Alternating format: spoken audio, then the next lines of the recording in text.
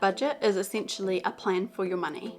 As some of you may know, one of my favorite sayings is fail to plan, plan to fail, and this definitely applies to finances. A budget helps you to understand how much money you have coming in, how much you're spending, and where exactly your money is going.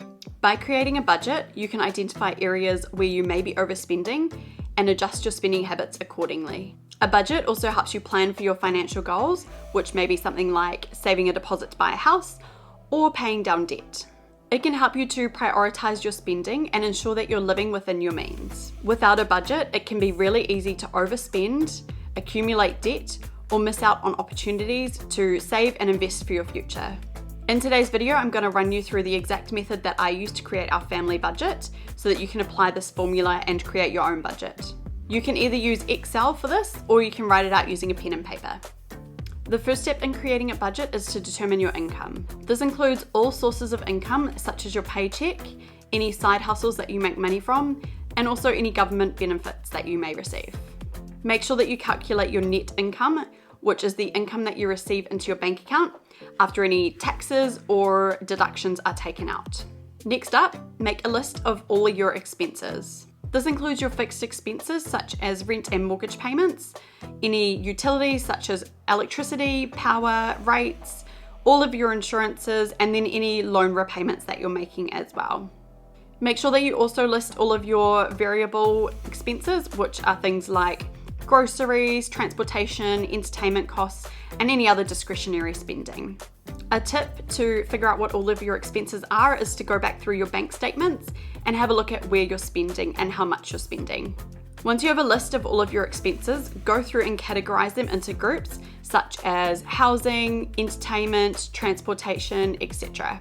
This will help you better understand exactly where your money is going and identify areas that you may be overspending.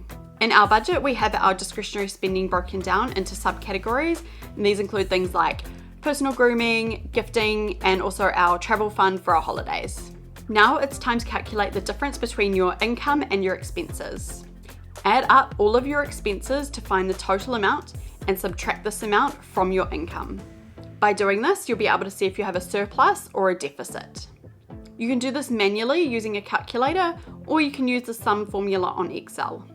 If you find you have a surplus, consider allocating the difference towards some of your financial goals, such as paying down debt, saving an emergency fund, or investing for the future. If you have a deficit, look for ways to reduce your expenses. You could cut back on your non-essential spending. You could also look at ways to reduce your recurring bills. Another thing you could do is see if you can find a way to increase your income to cover any deficits.